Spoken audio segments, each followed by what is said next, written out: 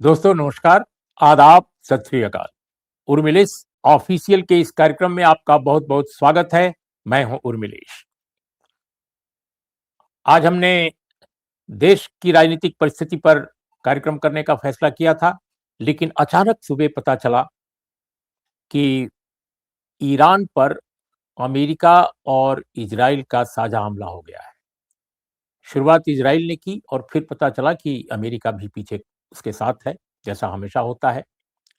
पिछली बार भी ऐसा ही देखा गया, पहले इजराइल आया सामने, फिर अमेरिका आया और इस बार हमला बहुत भयानक है और ऐसा लगता है कि योजनाबद्ध है, क्योंकि युद्धोन्माद का और युद्ध के का एक तरह से ऐलान जो है अमेरिका पहले से कर रहा था। डोनाल्ड ट्रंप बार-बार दबाव डाल रहे थे और दबाव में ईरान आया भी और निगोशिएशन के लिए तैयार हुआ। निगोशिएशन चल रहा था। निगोशिएशन का एक चरण पूरा हुआ, दूसरा चरण शुरू हुआ, वो भी पूरा हुआ और अचानक जो है हमला हो गया इजराइल का। तो ईरान पर यह हमला मैं समझता हूं कि एक योजना के तहत दिखाई दे रहा है और ईरान उसके मुकाबले में अपनी हर कोशिश करता नजर आ रहा है। उसने अमेरिका के उन सैन्य अड्डों पर भी हमला किया है जो पश्चिम एशिया के अलग-अलग मुल्कों में स्थापित किए गए हैं, खासकर खाड़ी देशों में, जैसे बहरीन है, जॉर्डन है, कतर है, सऊदी है, यूएई है, कुवैत है। इस तरह के जो सैन्य अड्डे हैं उन पर भी वो टारगेट निशाना साध रहा है। क्या होगा इस युद्ध का परिणाम, क्या स्थितियां बनेंगी, कोई नहीं जानता। तो इसी विषय पर आज हम बात करने जा रहे हैं कि इस युद्ध का मतलब क्या है और इसके खतरे क्या हैं और भारत जैसे मुल्क को क्या सोचना चाहिए इस तरह के घटनाक्रमों पर, क्योंकि देर सवेर हम सब पर इसकी छाया पड़ेगी, आर्थिक तौर पे और राजनीतिक तौर पे भी। हमारे साथ इस विषय पर बातचीत करने के लिए मौजूद हैं हमारे साथी पत्रकार शीतल पी सिंह। शीतल जी, आपका बहुत-बहुत स्वागत है।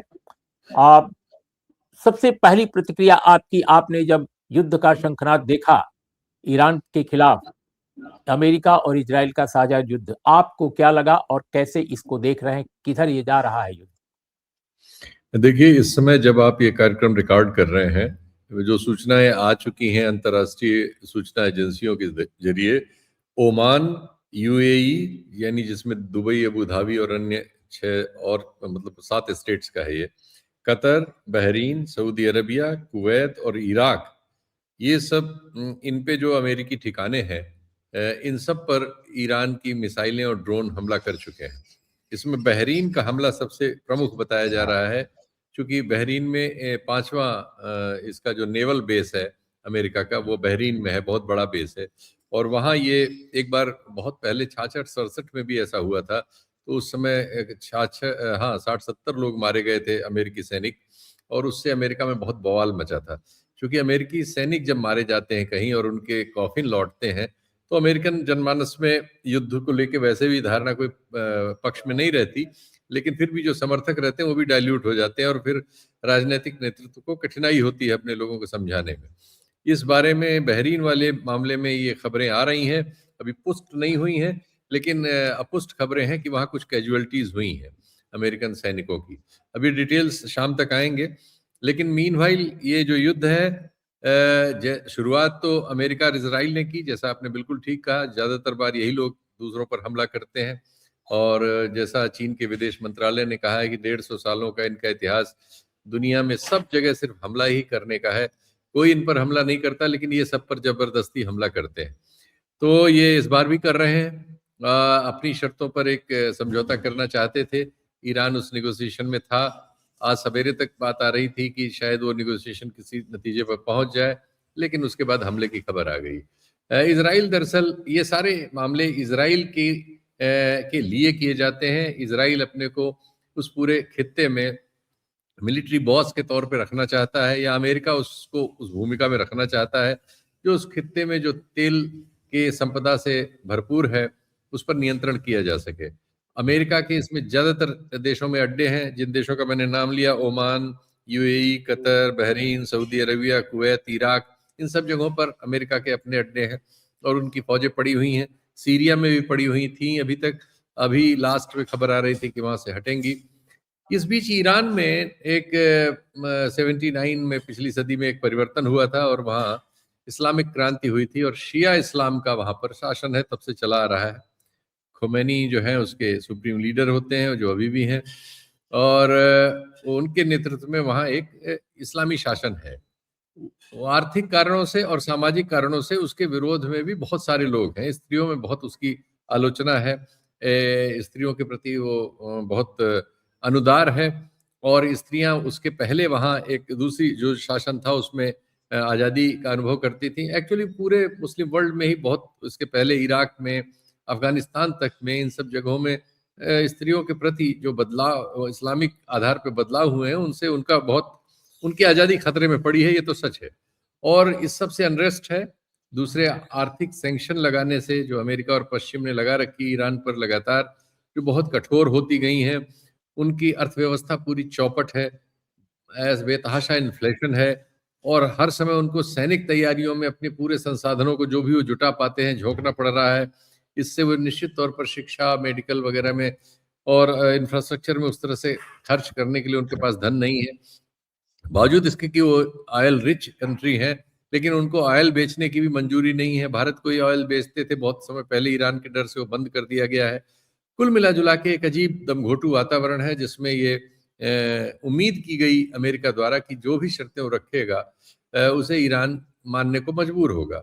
ये मामला यूरेनियम एनरिचमेंट से संबंधित है, क्योंकि इजराइल ये आरोप लगाता रहा है कि ईरान परमाणु बम बना रहा है। ईरान हमेशा इसको मना करता रहा है, और वो उसका कहना है कि वो सिर्फ इसको बिजली घर वगैरह चलाने के लिए अपनी उसकी रिसर्च और एनरिचमेंट है। लेकिन पश्चिम और ये सब उसको नहीं मानते, और बार बार कथित CIA और मोसाद और इस तरह की एजेंसियों की कथित रिपोर्ट्स के आधार पर ये सब घोषणाएं करते रहते हैं कि वो 1 हफ्ते पीछे हैं, 15 दिन पीछे हैं, 2 महीने पीछे हैं। ये हमेशा पश्चिमी प्रेस में इस तरह की खबरें आती रहती हैं ईरान के बारे में, और उसके इराक आधार पर भी ऐसे ही होता था। आपको याद होगा इराक पर भी एक जमाने में यही सब था। जी, ये पश्चिम का मतलब समझा बूझा कायदा है। एशिया के देशों के बारे में, अरब के बारे में, अफ्रीका के देशों के बारे में उनको इस तरह से बदनाम करने और निशाने पर लेने, एक्चुअली उन पर हमला करने के लिए जो तर्क गढ़े जाते हैं, उसमें ये उस तरह का एक तर्क है। तो एक्चुअली तो उनको वहाँ रिजीम चेंज करनी है, अपने पसंद की सरकारें उनको चारों तरफ बनानी है। सऊदी अरब से लेके यहाँ तक UAE तक सरकारें जो है लगभग उनके ही कहने पर चलती हैं। इन सब देशों में उनके सैनिक अड्डे भी हैं, और इनके सारे व्यापार पे, सब इनकी दौलत पे, सब पे उनका काफी हद तक नियंत्रण रहता है। और इसीलिए वो वहां रखना भी चाहते हैं इजराइल को उस रूप में, जिस रूप में वो है, कि वो दादागिरी करे। और उसने बहुत सी जमीनें पड़ोसी देशों की हड़प रखी हैं, सीरिया की हड़प रखी है, लेबनान की हड़प रखी है, जॉर्डन चूंकि अमेरिकी लाबी में रहता है लेकिन फिर भी उसकी, इजिप्ट की, सबकी जमीनें उसके पास है, और खुद फिलिस्तीन को पूरा पूरा हड़प लिया है, जिस पर अंतर्राष्ट्रीय जितनी भी संस्थाएं हैं हमेशा उसके विरुद्ध हर साल कई कई बार कई कई प्रस्ताव पास करती रहती हैं, लेकिन वो अमेरिका की मदद की वजह से वो अनदेखी करते हुए विद्यमान है।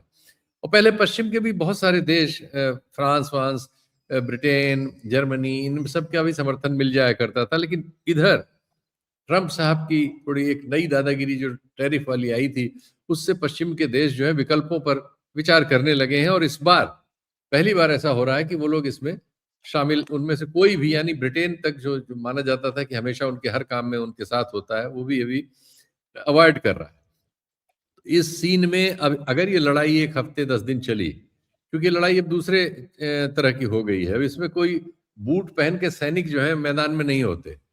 इसमें मशीनें, तकनीक और मिसाइलें, जहाज, बम बड़े-बड़े, ये सब मैदान में हैं।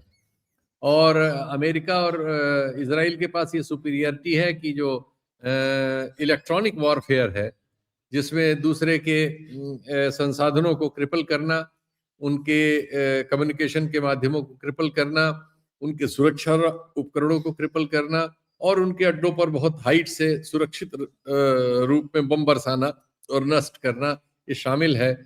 इसके जवाब में ईरान जैसे देश मिसाइलों से हमला करते हैं। ये तकनीक रूस ने विकसित की थी, और वो फिर उसके जो भी उसके संपर्क में रहा, भारत को भी उसने मिसाइलों की टेक्नोलॉजी दी। हम भी ब्रह्मोस एक बहुत अच्छी मिसाइल हाइपरसोनिक बनाते हैं, इसकी दुनिया में मांग है। ईरान भी बहुत तरह की मिसाइलें बनाता है, उसमें बैलिस्टिक मिसाइलें भी शामिल हैं जो अमेरिका तक भी पहुंच सकती है। और उन्हीं में से एक बैलिस्टिक मिसाइल ने बहरीन पर हमला किया और सफल हमला किया। यानी जो सुरक्षा उपकरण हैं अमेरिका के और इजराइल के पास, जिनको अजेय माना जाता है, वो उसको रोकने में असफल रहे हैं। तो ये सही है कि वो ईरान बहुत सारे ड्रोन चलाता है, बहुत सारी मिसाइलें चलाता है, जिसमें से सब नहीं पहुंचती, लेकिन बहुत सी पहुंचती हैं। और उनके पहुंचने से जो नुकसान हो रहा है, इजराइल में बहुत जगह वो गिरे हैं, और इन खाड़ी के सभी देशों में, जैसा मैंने बताया, हमला वो कर चुके हैं और सबको इस युद्ध में करीब 9 देशों को एंगेज कर चुके हैं। 2 तो वो इजराइल और अमेरिका एक साथ है, ईरान पर हमला है, और 7 देश ये खाड़ी के हैं अन्य, जिन पर ईरानी हमले से ये युद्ध जो है 10 कम से कम देशों में पहुंच चुका है। चीन और रूस इसमें पीछे से ये माना जा रहा है कि ईरान के साथ है। रूस ने तो खैर बहुत कड़ा बयान दिया है, और रूस तो उनके साथ संधि में भी है। ये नहीं है कि रूस उसमें शामिल होगा, लेकिन रूस उसको साजो सामान से तो मदद, हालांकि वो खुद लड़ाई में है यूक्रेन के साथ, लेकिन फिर भी करेगा, क्योंकि ईरान ने भी रूस की अभी इस युद्ध में मदद की है। और चीन भी परोक्ष रूप से मदद करता हुआ मिलेगा। जो इलेक्ट्रॉनिक वारफेयर है, उसमें चीन ने भी अपने को बहुत विकसित किया है, और चीनी कंपनियां इस समय दुनिया की ये सर्वोत्तम कंपनियों में से मुकाबला कर रही हैं। तो चीन की सामर्थ्य के बारे में अभी बहुत सारी अटकलें हैं, लेकिन भारत और पाकिस्तान के साथ अभी हाल में जो स्किर्मिश हुआ था, उसमें ये कहा जाता है, जिसको हमारी सरकार नहीं मानती, कि उसमें चीन की मदद से कुछ मिसाइलों का ऐसा प्रयोग हुआ जिन्होंने हमें नुकसान किया था। तो खैर, वो जो भी सच हो, लेकिन ईरान के मामले में भी चीन का वो रोल होगा, मटेरियल सप्लाई में भी होगा, डायरेक्ट नहीं होगा तो वाया रशिया होगा। अगर ये लड़ाई 7 दिन से ज्यादा बढ़ती है, ऐसा विशेषज्ञ कह रहे हैं, मैं इस क्षेत्र का बहुत विशेषज्ञ नहीं हूं, लेकिन उनका कहना है कि अगर ईरान इस लड़ाई को 7 दिन से ज्यादा खींच ले गया, तो और इस बीच अगर अमेरिकी सैनिकों के कॉफिन पहुंचे अमेरिका, और इजराइल में भी नुकसान हुआ, तो इस लड़ाई में पश्चिम के लिए कठिनाइयां बढ़ जाएंगी, अमेरिका के लिए बढ़ जाएंगी, उनकी अपनी आबादी में और अदरवाइज भी। और रूस और चीन ये चाहेंगे कि ये लड़ाई लंबी खींचे। चीन पर्टिकुलरली ये चाहता है कि ये लड़ाई अगर होती है, जो कि अब हो चुकी है, हो रही है, तो वो चाहता है कि ये 15-20 दिन, महीने चले, क्योंकि उसमें जो है तो वो अध्ययन कर रहे हैं इधर अमेरिका की सामर्थ्य का, इजराइल की सामर्थ्य का। तो उनको अध्ययन करने के लिए बहुत मौका मिलेगा इसमें, क्योंकि वो भी भविष्य में, चूंकि चीन जो है जिस तरह से विकसित हुआ है, वो अमेरिका के लिए चुनौती है, और अमेरिका से वो भी समझता है कि कभी न कभी उसे हो सकता है युद्ध में जाना पड़े।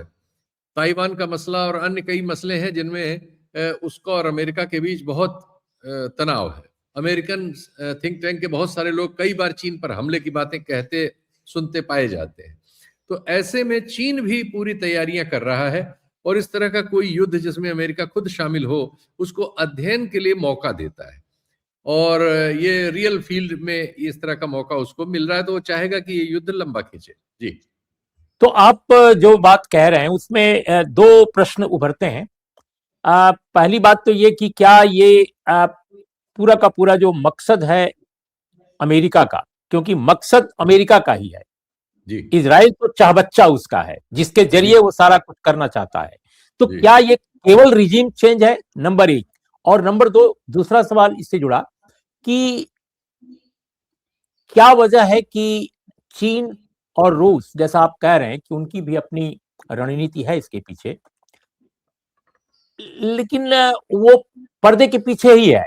तो ऐसे में जब ईरान ने कई फ्रंट खोल दिए हैं और खाड़ी के कई मुल्कों में जो सैन्य अड्डे हैं उन पर हमले किए हैं, तो भले ये कोई विश्व युद्ध का खतरा ना हो, लेकिन क्या ये बहुदेशीय युद्ध बदल सकता है? एक ऐसे युद्ध में ये कन्वर्ट हो सकती है लड़ाई, जिसमें बहुत सारे देश इन्वॉल्व हो जाएं और खतरा कहीं और बढ़ जाए बहुत बड़े पैमाने पर। देखिए, सऊदी अरब के बयान से तो ये शंका पैदा ही हो गई है। सऊदी अरब ने 1 हफ्ते पहले ईरान को संदेश भिजवाया था, जो सारी दुनिया के मीडिया में आया था, कि वो अपने एयर स्पेस का इस्तेमाल अमेरिकी या उनके ईरान के खिलाफ युद्ध में नहीं करने देंगे। लेकिन आज की जो परिस्थिति है उसमें ईरान ने उन सब जगहों पर हमला किया है जो इन देशों में अमेरिकी अड्डे हैं उन पर। कुछ उसमें हमले जो हैं, जो अबू धाबी में जो ड्रोन या मिसाइल गिरी है, वो नागरिक आबादी में गिरी है। उसको लेके इन देशों में बहुत खलबली है और सऊदी अरब ने कड़ा बयान दिया है। तो इसमें पूरी संभावना है कि अन्य देश भी शामिल हो जाएं। इराक शामिल हो गया है और जो बहुत से प्रॉक्सी हैं, हूती वगैरह, जो शिया प्रॉक्सी हैं ईरान या के पास, एक्चुअली उसी पूरे उसको नष्ट करना चाहता है वाया ईरान, अमेरिका और इजराइल। उससे ही वो खतरा महसूस करते हैं इजराइल के लिए। तो वो हूती वगैरह ने भी बयान दे दिए हैं और उन्होंने अपने आसपास लाल सागर में जाने वाले तेल के जहाज़ों को रोक देने और उन पर हमला करने की घोषणा कर दी है।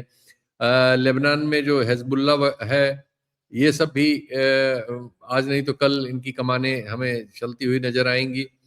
तो इस तरह के बहुत सारे प्रॉक्सी ग्रुप्स हैं ईरान के साथ, जो शिया मूल के हैं। वो सब युद्ध में निश्चित तौर पर शामिल होंगे। इसीलिए मैं कह रहा हूँ कि अगर 2-3 दिन में खत्म हो गया तो बात दूसरी है, लेकिन अगर ये हफ्ता, 10 दिन, 15 दिन चला तो इसमें हम बहुत सारे लोगों को शामिल होते हुए देखेंगे और बहुत कारणों से, बहुत तरह से। तो फिर इसका रूप रंग अलग होगा, जो आज है उससे उसकी स्थिति अलग होगी।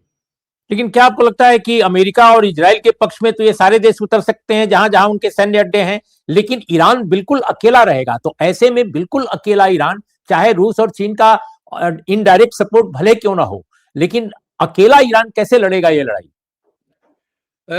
ये लड़ाई एक्चुअली ईरान लड़ ही रहा है अकेला। पहले जो सुन्नी और शिया वाला आपस में इनमें जो विवाद है, धार्मिक विवाद, उसके आधार पर सऊदी अरब के नेतृत्व में सारे देश जिनमें अमेरिकन बेस हैं, ये सब तो ईरान की रिजीम चेंज वगैरह के प्रयास पहले भी करते रहे हैं। और अभी हाल में रूस की पहल से सऊदी अरब और ईरान के बीच कुछ रिश्ते ठीक हुए थे। चीन का भी उसमें रोल था। लेकिन अब फिर इस लड़ाई में जो स्थिति बन रही है उसमें वो रिश्ते फिर बिगड़ गए हैं। अभी अभी जो सऊदी अरब का बयान आया उससे नजर आ रहा है। अब ये है कि वो सिर्फ बयान तक रहता है या कोई प्रतिक्रिया वो करते हैं, ये देखने वाली बात होगी, या ईरान उसकी कोई सफाई देता है उनको, जो भी हो, और उसको मान लेते हैं। अब ये सब देखेंगे अभी, इसीलिए इसमें समय लगेगा चीजों को किस तरह से अनफोल्ड होती हैं। लेकिन ईरान अकेला नहीं है। ईरान के जो प्रॉक्सी हैं वो कई देशों में फैले हुए हैं और इराक की बड़ी आबादी शिया है और वो या उसके साथ इस युद्ध में ईरान की तरफ होगी और हो गई है एक्चुअली। वहां भी अड्डों अड्डों पर हमला हमला हो रहा है। तो इस लिहाज से ये कई देशों में फैलेगा ही फैलेगा। ये सही है कि ईरान के साथ उस तरह से कोई प्रभावशाली देश, जैसे रूस और चीन, प्रभावशाली इन्हीं को माना जाता है जो अमेरिका के सामने खड़े हो सकते हैं। लेकिन अभी ये पता नहीं इस स्टेज में वो क्या करेंगे। रूस के बारे में ये कहा जाता है कि वो कड़ा फैसला ले सकता है किसी ये निगेटिव इवेंचुअलिटी में। लेकिन चीन के साथ तो क्लियर है, चीन अभी अपने आप को 8-10 साल कम से कम युद्धों से बचाना चाहता है, क्योंकि जो उसके डेवलपमेंटल कार्यक्रम है हाईटेक वगैरह में, जिसमें वो अमेरिका से पीछे है, जिसमें ये आयुध निर्माण भी है और नई वॉरफेयर टेक्नोलॉजीज हैं, उन्नत किस्म के जहाज हैं और अन्य चीजें हैं, उनमें वो अभी अपने लिए वक्त चाहता है। और शायद इसलिए वो अभी दुनिया में कहीं भी युद्ध में सीधे पड़ने से बचता है। तो वो अभी उसी नीति पर हमें चलता हुआ लग रहा है, क्योंकि उनकी ज्यादातर नीतियां लॉन्ग टर्म है और बहुत वो जो उनकी लक्ष्य होते हैं उनको समय से पहले पूरा करने की क्षमता उन्होंने दिखाई है। तो अब मुझे नहीं मालूम कि इस मामले में उनका लक्ष्य कब तक का है युद्ध विहीन रहने का। लेकिन जब जब सार्वभौम सवाल ऐसे आते हैं जो उनके मान सम्मान पर हों, जैसे अमेरिका की ओर से कई बार इस तरह की जब बातें आई कि हमला कर देंगे, ये कर देंगे, वो कर देंगे, तो चाइनीज डिस्पेंसेशन ने बहुत कड़ा और बहुत ताकतवर प्रतिवाद किया। उनके लोगों या ने कहा कि आप युद्ध शुरू कर सकते हैं, पहल आप कर सकते हैं, लेकिन आप फिर अपने अंत को बचा नहीं सकते, वो नहीं आप बदल पाएंगे। और चीन इस स्थिति में है। दुनिया में कोई भी अगर ये सोचता है कि वो चीन पर हमला करके अपने को सुरक्षित बचा लेगा, तो उसकी गलतफहमी दूर हो जाएगी। जब भी वो ऐसा करेगा तो उसको पता लगेगा कि वो कहाँ है। ये सब बातें उन्होंने बहुत सख्ती से कही है। टैरिफ लगा तो उन्होंने भी टैरिफ लगाया। वो दबे नहीं है किसी स्तर पर। ये ठीक है कि वो ताइवान या अन्य के मामलों में कोई हमला भी नहीं करने जा रहे हैं, एक्सरसाइज वाइज करते रहते हैं, रेस्ट्रेन करते रहते हैं। पश्चिम जैसे ईरान के बारे में, रूस के बारे में, सबके बारे में कहानियां बनाता है, वैसे ताइवान के बारे में भी उसकी अपनी डेडलाइंस है। 27 में कर देगा, 26 में कर देगा, 25 में कर देगा, ऐसी डेडलाइंस उसकी आती रहती है। लेकिन पता नहीं चीन का उसमें कब का है, ये किसी को सही पता है, ये मुझे नहीं लगता। अभी देखिए इस लड़ाई के बीच में अभी तो कुछ ही घंटे हुए हैं, लेकिन अभी से यूनाइटेड नेशन सिक्योरिटी काउंसिल में इस मुद्दे पर डिस्कशन के लिए प्रस्ताव आ रहा है और लोग इस पर बोल रहे हैं। देश, अलग अलग देश, ईरान ने स्वयं बोला है, रूस भी इसके पक्ष में है, मुझे लगता है चीन भी इसके पक्ष में उतरेगा या उतर चुका होगा, क्योंकि हम लोग जब प्रोग्राम रिकॉर्ड कर रहे हैं तो अभी तक बहुत सारे अन्य मुल्कों के बारे में कोई जानकारी नहीं मिली है। अपने देश के बारे में, यानी हम भारत के बारे में बात कर रहे हैं, भारत ने इस पर कोई बहुत ठोस अभी तक टिप्पणी नहीं की है, सिवाय इसके कि उसने अपने देशवासियों को जो दूसरे देशों में बसे हुए हैं या नौकरी कर रहे हैं, जैसे इजराइल में या ईरान में या कहीं भी, वहां सतर्क रहने के लिए एक उन्होंने एडवाइजरी जारी की है अपने विदेश मंत्रालय ने। लेकिन इसके अलावा कोई पॉलिटिकल या कोई डिप्लोमेटिक इंटरवेंशन या कोई बड़ा बयान अभी तक हमारे देश की तरफ से, हमारी सरकार की तरफ से नहीं आया है। मैं आपसे ये जानना चाहता हूं कि प्रधानमंत्री मोदी अभी कुछ ही घंटे पहले, बल्कि कहें एक डेढ़ दिन की बात है, वो आए वहां से लौट कर इजराइल से, और अचानक फिर हमला हो गया। उनके आते ही कुछ ही समय के बाद इजराइल ने हमला कर दिया ईरान पर।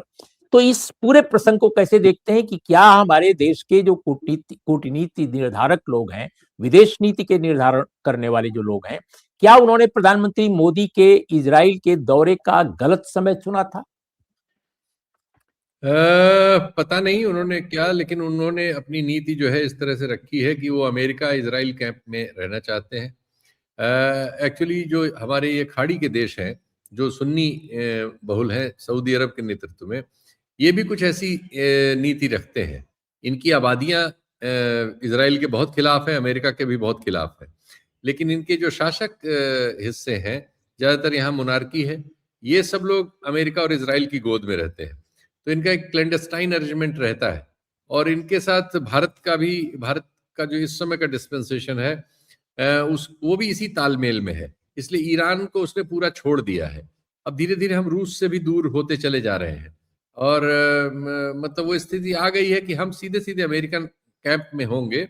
हम अमेरिका इजराइल, वो हेक्सागन वाला जो एक स्लोगन आ रहा है कि हेक्सागन, वो नक्शे में, दुनिया के नक्शे में उस तरह से बताया जाता है कि ये एक एक्सिस बन रहा है। उस एक्सिस में भारत अपने को प्रस्तुत कर चुका है और एक्चुअली भारत अंदर से है वहाँ। अभी उसके बहुत सारे ऐसे मामले हैं जो रूस वगैरह से जुड़े हैं, इसलिए वो एकदम से इसका ऐलान तो नहीं करता, लेकिन वो प्रैक्टिस में वही कर रहा है और छुपा भी नहीं रहा है। अभी तो इजराइल में जाके जो प्रधानमंत्री जी ने जैसे जो भाषण दिया और जो कुछ कहा और जो जिस तरह से वो गए, जिससे इजराइल को लेजिटिमेसी मिली, जिसके यहाँ कोई नहीं जा रहा है, कोई सभ्य देश नहीं जा रहा है। ऐसे समय में ज्यादातर सभ्य देश अपने को विड्रा कर रहे हैं, जो पहले जाते वाते भी थे या व्यक्ति। तो ऐसे में भारत गया और उसने उसको एक नैतिकता दी। तो भारत की तो इस समय विदेश नीति अब बिल्कुल हम लोगों ने जो थी हमारी, उससे हम एकदम दूसरी छलांग लगा चुके हैं। और अब इस स्थिति में तो हम कोई गोलमोल बयान भले दे दें, एग्जैक्टली हम क्या करेंगे ये बहुत अस्पष्ट है। अंदर से हम इजराइल के साथ हैं, अमेरिका के साथ हैं। बाहर से फेस सेविंग के लिए यूएन वगैरह में हम कई बार कुछ इधर उधर करते हैं, लेकिन दुनिया जानती है कि उसका असली मतलब क्या है। जैसे इन गल्फ कंट्रीज के बारे में भी जानती है, जैसे सऊदी अरब, यूएई वगैरह के, बहरीन बहरीन, इनके बारे में भी दुनिया जानती है कि ये किसके साथ है या किसके साथ नहीं है। कम से कम इनके शासकों के बारे में जानती है। वैसे ही भारत के डिस्पेंसेशन के बारे में भी दुनिया अब उसी तरह से जान रही है, जिस दुनिया को ये सब जानना चाहिए। तो भारत कुछ इसी तरह की भूमिका में होगा। अब भारत का ये नया प्रयोग है, देखते हैं ये हमें कहाँ ले जाता है। विचारक इसके बारे में बहुत तरह की शंकाएं कर रहे हैं, करते रहे हैं, चूंकि हमारी एक नीति अलग तरह से थी। लेकिन अब हमारे हाथ में तो है नहीं, ये फैसले सरकार करती है और सरकार अपने आप को वहां पहुंचा चुकी है। तो एक नागरिक के तौर पर हमारी अगर कोई राय अलग भी है, तो उसका मतलब सिर्फ इतना ही है कि हम उर्मिलेश जी से कहते हैं, उर्मिलेश जी हमसे कहते हैं, या हम दोनों मिलकर कुछ लोगों से कहते हैं। तो वो काम हम लोग कर रहे हैं, बाकी फैसले तो हो गए हैं। चलिए शीतल जी, बहुत बहुत शुभकामना, अरे धन्यवाद, आप आए हमारे कार्यक्रम में, और हम बस यही कामना करेंगे कि ये युद्ध खत्म हो, जितना जल्दी हो सके खत्म हो, क्योंकि बहुत जी। सारी बर्बादी हो रही है। अभी खबर मिली है कि ईरान में एक स्कूल मिनाब के इलाके में, वहां पर बमबारी हुई है, इजरायली बमबारी, और उसमें बड़े पैमाने पर जो बच्चे हैं, छोटे छोटे बच्चे, लड़कियां हैं ज्यादातर, उनकी उनकी जिंदगी चली गई है। तो ये बहुत दुखदाई है। तो हम सब यही कामना करें कि दुनिया के प्रभावशाली देश प्रभावित करें अमेरिका को। डोनाल्ड ट्रंप हालांकि प्रभावित होने वाले व्यक्ति नहीं है, और न तो नेतन्याहू है, लेकिन फिर भी सब लोग दबाव डालें ताकि ये युद्ध खत्म हो। तो इन्हीं शब्दों के साथ दोस्तों, नमस्कार, आदाब, सत श्री अकाल। नमस्कार।